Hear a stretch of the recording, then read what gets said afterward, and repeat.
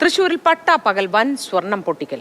സ്വർണ്ണ വ്യാപാരിയെയും സുഹൃത്തിനെയും ആക്രമിച്ച് 2.5 കിലോ സ്വർണം കവർന്നു. കവർച്ചയുടെ CCTV ദൃശ്യങ്ങൾ മാതൃഭൂമി ന്യൂസിന്.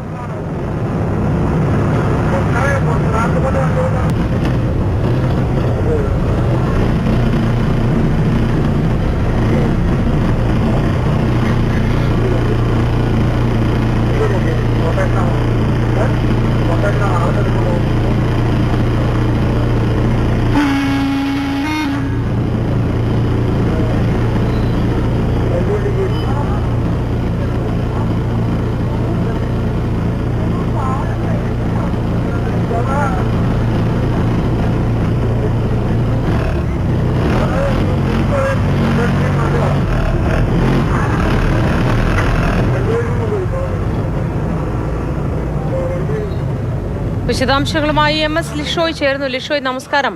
എത്രയൊക്കെ കേസുകൾ ഉണ്ടായാലും എത്രയൊക്കെ വിവാദങ്ങൾ ഉണ്ടായാലും വീണ്ടും നമ്മുടെ സംസ്ഥാനത്ത് ഇതൊക്കെ തന്നെ നടക്കുന്നു, ഇന്നലെ രാവിലെ 11:15 കൂടി നടന്ന കവർച്ചയുടെ ദൃശ്യങ്ങളാണ്, CCTV ദൃശ്യങ്ങളാണ് നമ്മൾ ഈ കാണുന്നത്. ദേശീയപാത കല്ലിടുക്കിൽ, അതായത് പീച്ചി പോലീസ് സ്റ്റേഷൻ പരിധിയിലാണ് ഈ സംഭവം ഉണ്ടായത്. കോയമ്പത്തൂരിൽ നിന്നും ഈ തൃശ്ശൂരിലേക്ക് കാറിൽ കൊണ്ടുവരികയായിരുന്ന 2.5 കിലോ സ്വർണമാണ് 3 കാറുകളിലായി എത്തിയ സംഘം കവർച്ച ചെയ്തത്. 2 ഇന്നോവ കാറും ഒരു റെനോൾട്ട് കാറിലുമായി എത്തിയ സംഘമാണ് കവർച്ച നടത്തിയത്. സ്വർണം കൊണ്ടുവരികയായിരുന്ന ആഭരണ വ്യാപാരികളായ രണ്ട് പേർ, അതായത് അരുൺ സണ്ണിയും അതുപോലെ തന്നെ സുഹൃത്ത് പോട്ട സ്വദേശിയായ റോജി തോമസിനെയുമാണ് ഈ സംഘം ആ കാറിൽ നിന്നും സ്വർണവുമായി വന്നിരുന്ന ആഭരണങ്ങളാണ്, പണി കഴിപ്പിച്ച ആഭരണങ്ങളുമായി വന്നിരുന്ന കാറിൽ നിന്നും പുറത്തേക്ക് വലിച്ചിറക്കുന്ന ദൃശ്യങ്ങൾ കൃത്യമായി കാണാം. അക്രമി സംഘം പിന്നീട് അവരുടെ കാറിലേക്ക് ഇവരെ കയറ്റിയ ശേഷം ഇവർ വന്ന കാർ, അതായത് സ്വർണവുമായി വന്ന കാർ എടുത്ത് മറ്റൊരു സംഘം ഈ സംഘത്തിനോടൊപ്പം തന്നെ സഞ്ചരിക്കുകയായിരുന്നു. അതിനുശേഷം ഈ കാറിൽ കയറ്റിയ ശേഷം ഭീഷണിപ്പെടുത്തുകയും ആക്രമിക്കുകയും ചെയ്തതായാണ് ഈ 2 പേരും നിലവിൽ പോലീസിന് മൊഴി നൽകിയിരിക്കുന്നത്. തുടർന്ന് കാറിൽ നിന്ന് സ്വർണം ഉൾപ്പെടെയുള്ളവ ഈ മോഷ്ടിച്ച ശേഷം അത് കൈക്കലാക്കിയ ശേഷം പിന്നീട് ഇരുവരെയും പുറത്തിറക്കി വിടുകയായിരുന്നു. ഒരാളെ ഈ സ്വർണം മറ്റും കൈക്കലാക്കിയ ശേഷം ഒരാളെ മരത്താക്കരയിൽ വെച്ചും മറ്റൊരാളെ പാലിയക്കരയിലുമാണ്, അതായത് അരുൺ സണ്ണിയെ പാലിയക്കരയിലും റോജി തോമസിനെ അരുൺ സണ്ണിയെ പുത്തൂർ ഭാഗത്തും അതുപോലെ തന്നെ റോജി സണ്ണിയെ പാലിയക്കരയിലും ആണ് ഇറക്കി വിട്ടത്. സംഭവത്തിൽ പീച്ചി പോലീസാണ് നിലവിൽ അന്വേഷണം നടത്തുന്നത്. ആരാണ് ഇത് സംബന്ധിച്ച് വിവരം ഇവർക്ക് നൽകിയതെന്നുൾപ്പെടെയുള്ള കാര്യങ്ങളെല്ലാം തന്നെ, ഇതൊരു ഒറ്റാണോ എന്നുൾപ്പെടെയുള്ള വിവരങ്ങളെല്ലാം തന്നെ പോലീസിന് ലഭ്യമായിട്ടുണ്ട്. കാരണം കൃത്യമായി ഇവർ എത്തിയ വാഹനം, സ്വർണവുമായി എത്തിയ വാഹനം കൃത്യമായി ട്രേസ് ചെയ്യുകയും അതിനെ ദേശീയപാതയിൽ വെച്ച് തന്നെ ട്രേസ് ചെയ്ത് മറികടന്ന് മുൻപിൽ സിനിമ സ്റ്റൈലിൽ ഈ സ്വർണം കവർച്ച ചെയ്യുകയാണ് ഉണ്ടായത്. എന്തായാലും വിശദമായ അന്വേഷണം CCTV ദൃശ്യങ്ങൾ കേന്ദ്രീകരിച്ച് പോലീസ് ഇതിനോടകം തന്നെ ആരംഭിച്ചിട്ടുണ്ട്. സ്ഥിരമായി ഇത്തരത്തിൽ സ്വർണ്ണ കവർച്ച നടത്തുന്ന സംഘമാണ് ഇതിന് പിന്നിലെന്നാണ് പ്രാഥമിക നിഗമനം. ഗുണ്ടാ സംഘങ്ങൾക്കും വാഹനവും ഇവർ കൊണ്ടുപോയോ?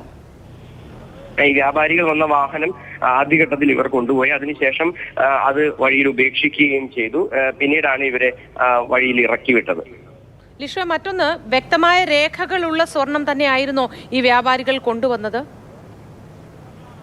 ഇക്കാര്യങ്ങളെല്ലാം തന്നെ പോലീസ് പരിശോധിച്ചു വരികയാണ്. അതായത് ഇവർ സ്വർണ്ണ വ്യാപാരികളാണ്, ആഭരണമായാണ് കൊണ്ടുവന്നിരുന്നത്. അതുകൊണ്ട് തന്നെ രേഖകൾ ഉള്ള സ്വർണമാണെന്നാണ് ഒരു പ്രാഥമിക നിഗമനം. കാരണം മറ്റ് ഏതെങ്കിലും തരത്തിലുള്ള സ്വർണമല്ല എന്നുള്ളതാണ് ഒരു ആദ്യഘട്ടത്തിലുള്ള വിശദീകരണം പോലീസിന്റേതായി വന്നിരിക്കുന്നത്. എന്തായാലും അക്കാര്യങ്ങളെല്ലാം തന്നെ വിശദമായ പരിശോധന നടത്തുമെന്നാണ് അറിയിച്ചിരിക്കുന്നത്. ഇത് കോയമ്പത്തൂരിൽ നിന്നും ഈ പണി കഴിപ്പിച്ച ആഭരണങ്ങൾ ഇങ്ങോട്ടേക്ക് കൊണ്ടുവരികയായിരുന്നു എന്നാണ് പോലീസ് പറയുന്നത്. ലിഷോ, നമുക്ക് മുൻപ് അറിയുന്നത് സാധാരണ കസ്റ്റംസ് പിടിക്കാതെ പുറത്തേക്ക് വിടുന്ന സ്വർണം വിവരങ്ങളുടെ അടിസ്ഥാനത്തിൽ പൊട്ടിക്കൽ സംഘം എത്തി അങ്ങനെ കൊണ്ടുപോകുന്നതായിട്ടാണ്, തട്ടിയെടുത്ത് കൊണ്ടുപോകുന്നതും അതിന്റെ പങ്കുപറ്റാൻ ഒരു സംഘം ഉള്ളതും. ആ തരത്തിലാണ് ഈ സ്വർണം പൊട്ടിക്കലിനെ കുറിച്ച് നമ്മൾ കേട്ടിട്ടുള്ളത്. ഇതിപ്പോൾ ഒരു കൊള്ളയുടെ രീതിയിലേക്ക് അല്ലെങ്കിൽ പിടിച്ചുപറിയുടെ രീതിയിലേക്കൊക്കെ പറയാൻ പറ്റുന്ന തരത്തിലാണ്, അല്ലേ? തീർച്ചയായും. അതായത് ഇത് സ്വർണം ഒരു ഹോൾസെയിലായി വ്യാപാരം നടത്തുന്നവർ അവർ ഒരു ഇടത്തു നിന്നും പ്രധാനമായും ഇവയെല്ലാം തന്നെ നിർമ്മിച്ച ശേഷം ഒരു വലിയ അളവിലുള്ള സ്വർണം അത് അവിടെ നിന്നും, അതായത് പ്രത്യേകിച്ചും ഇത് കോയമ്പത്തൂരാണ് നിർമ്മിച്ചത്, കോയമ്പത്തൂരിൽ നിന്നും തൃശ്ശൂർ ഭാഗത്തേക്ക് കൊണ്ടുവരികയായിരുന്നു. ആ കൊണ്ടുവരുന്നത് സംബന്ധിച്ച വിവരം കൃത്യമായി ഈ സംഘത്തിന് ലഭിക്കുകയും അതിനെ തുടർന്ന് ഇവർ ഈ വാഹനത്തിന് ഏറ്റവും സുരക്ഷിതമെന്ന് ഇവർ കരുതുന്ന ഒരു സ്ഥലത്ത് വെച്ച് ഈ വാഹനത്തിനെ വളഞ്ഞിട്ട് പിടിച്ച് ഇത്തരത്തിൽ ആ വാഹനത്തിൽ നിന്ന് ഇവരെ പിടിച്ചിറക്കി ആ സ്വർണവും കൈക്കലാക്കുകയായിരുന്നു. അതേസമയം തന്നെ ഇത് തൊട്ടു പുറകിൽ വന്ന ഒരു വാഹനത്തിന്റെ ഡാഷ് ക്യാമറയിൽ പതിഞ്ഞ CCTV ദൃശ്യങ്ങളാണ്. ഈ പ്രദേശത്ത് സാധാരണഗതിയിൽ കല്ലിടുക്ക് പ്രദേശത്ത് മറ്റ് കടകളോ മറ്റ് വ്യാപാര സ്ഥാപനങ്ങളോ ഒന്നും തന്നെ അധികം ഇല്ലാത്തതാണ്. അവിടെ CCTV ക്യാമറകൾ ഉൾപ്പെടെ ഇല്ലാത്ത ഒരു സ്ഥലമാണ്. ആ ഒരു സ്ഥലത്താണ് ഇത്തരത്തിൽ ഒരു കവർച്ച കൃത്യമായി പ്ലാൻ ചെയ്തതും. പക്ഷേ ഈ മോഷ്ടാക്കൾക്ക് അറിയാത്ത ഒരു കാര്യം, അല്ലെങ്കിൽ അവർ ശ്രദ്ധിക്കാത്ത ഒരു കാര്യം എന്ന് പറയുന്നത്, പുറകിൽ വന്ന വാഹനത്തിന്റെ ഡാഷ് ക്യാമറയിൽ പതിഞ്ഞ CCTVയിൽ പതിഞ്ഞ ദൃശ്യങ്ങൾ, അതാണ് ഇപ്പോൾ പോലീസിന് നിർണായകമായി ലഭിച്ചിരിക്കുന്നത്. ഒരു പുതിയ ലോറിയാണെന്ന് തോന്നുന്നു, അത് കാണുന്നുണ്ട്. അതും ഈ സംഘത്തിന്റെ അനുഭവമുള്ള ആൾക്കാർ തന്നെ ആയിരിക്കുമോ? കാരണം വളരെ ക്ഷമയോടുകൂടി ആ വാഹനം അവിടെ കാത്തു കിടക്കുന്നതും അതിനുശേഷം ഓടിച്ചു പോകുന്നതും ഒക്കെയാണ് ദൃശ്യങ്ങളിൽ കാണുന്നത്. റോഡിൽ മറ്റുള്ളവർ കാണുമെന്നൊരു ഭയം പോലും ഇല്ലാതെ ഇത്തരത്തിൽ പെരുമാറണമെങ്കിൽ അത് എന്തായിരിക്കും ഇവരുടെ ലക്ഷ്യം, അല്ലെങ്കിൽ ഏത് തരത്തിലായിരിക്കും ഇവരുടെ മാനസികാവസ്ഥ എന്ന് ചിന്തിച്ചു പോകുന്നു.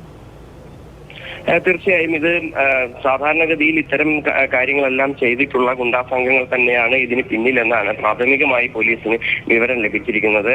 ഈ മോഷ്ടാക്കൾ വന്ന, ഈ കവർച്ചാ സംഘം വന്ന വാഹനങ്ങൾ കേന്ദ്രീകരിച്ച് CCTV ദൃശ്യങ്ങളിൽ നിന്ന് തന്നെ കൃത്യമായ ആ വാഹനങ്ങൾ പതിഞ്ഞിട്ടുണ്ട്. അതിന്റെ നമ്പർ എല്ലാം തന്നെ കൃത്യമാണോ എന്നുൾപ്പെടെയുള്ള കാര്യങ്ങളെല്ലാം തന്നെ പോലീസ് പരിശോധിച്ചിട്ടുണ്ട്. അവയെല്ലാം കേന്ദ്രീകരിച്ചും അതുപോലെ തന്നെ ഈ വാഹനം എറണാകുളം ദിശയിലേക്കാണ് പോയത്. അതായത് തൃശ്ശൂരിൽ നിന്ന് പുത്തൂർ, മരത്താക്കര, പാലിയക്കര ആ ഭാഗത്തേക്കാണ് പോയത്. ഒരാളെ പുത്തൂർ ഭാഗത്തും, അതായത് മരത്താക്കരയിൽ ജംഗ്ഷനോട് അടുത്തുള്ള ഒരു സ്ഥലത്തുമാണ് ഇറക്കിവിട്ടത്. മറ്റൊരാളെ ഈ പാലിയക്കരയിലുമാണ് ഇറക്കിവിട്ടത്. അതുകൊണ്ട് തന്നെ ഈ വാഹനം അതിനുശേഷം മുന്നോട്ടാണ് പോയത്. അതായത് എറണാകുളം ദിശയിലേക്കാണ് പോയത്. ഇത് എറണാകുളത്തേക്ക് തന്നെയാണോ പോയത്, അല്ലെങ്കിൽ മറ്റേതെങ്കിലും ദിശ തിരിഞ്ഞ് പോയിട്ടുണ്ടോ എന്നുൾപ്പെടെയുള്ള കാര്യങ്ങളെല്ലാം തന്നെ ഈ വാഹനത്തിന്റെ CCTV ദൃശ്യങ്ങൾ ഇനിയിപ്പോൾ പോലീസ് പരിശോധിച്ചുകൊണ്ടിരിക്കുകയാണ്. പലയിടങ്ങളിലെയും CCTV ദൃശ്യങ്ങൾ പരിശോധിച്ചുകൊണ്ടിരിക്കുകയാണ്.